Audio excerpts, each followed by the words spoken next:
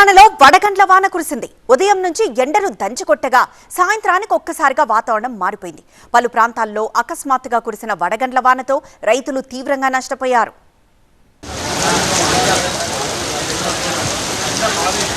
తెలంగాణలో భిన్న వాతావరణం కంటిన్యూ అవుతుంది. పగలంతా ఎండలు టారెత్తిచ్చినా సాయంత్రం పలు చోట్ల ఆకస్మిక వర్షాలు కురిశాయి.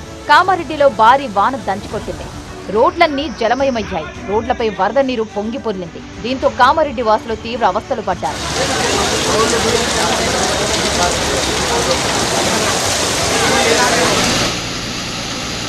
రాజన్న సిరిసిల్ల జిల్లా వీర్నపల్లిలో అకాల వర్షం కురిసింది. భారీ ఈదురుగాలులతో కూడిన వర్షానికి కొనుగోలు కేంద్రాల్లో ఆరబెట్టిన ధాన్యపు రాసులు తడిసి ముద్దయ్యాయి. ధాన్యం రాసులపై కప్పిన టార్పలిన్ కవర్లు ఎగిరిపోయాయి. వెంటనే ప్రభుత్వం స్పందించి తడిసిన ధాన్యాన్ని కొనుగోలు చేయాలని రైతులు డిమాండ్ చేస్తున్నారు.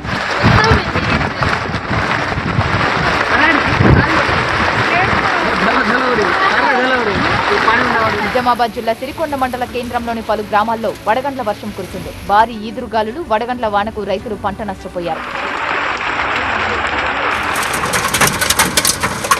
కామారెడ్డి జిల్లా కేంద్రంతో పాటు చుట్టుపక్కల గ్రామాలలో భారీ ఈదురుగాలులు, ఉరుములు, మెరుపులతో కూడిన అకాల వర్షానికి వరి, మామిడి పంటలు నేలరారాయి. సదాశివనగర్ మండల కేంద్రం, కామారెడ్డి మున్సిపల్ పరిధిలోని టేక్రియాల్లో వడగండ్ల వర్షం దంచుకొట్టింది.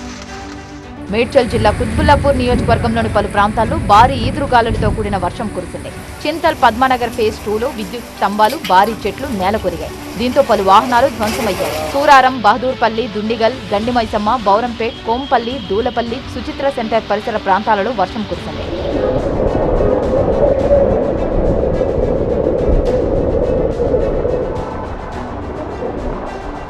హైదరాబాద్ పరిధిలోని కుకట్పల్లి, మూసాపేట, జగద్గిరిగుట్ట, ఆల్విన్ కాలనీ పరిసరాల్లో వడగళ్ల వాన పడింది. భయంకరమైన వర్షం, ఉరుములు, ఈదురుగాలులతో కూడిన భారీ వర్షం పడింది. రాళ్ల వానకు తట్టుకోలేక వాహనదారులు రోడ్డు పక్కన వాహనాలను నిలిపివేసి షాపుల్లోకి పరిగెత్తారు. భారీ వానకు రోడ్లన్నీ జలమయమయ్యాయి. బంజారాహిల్స్ లో మోస్తరు వర్షం కురిసింది.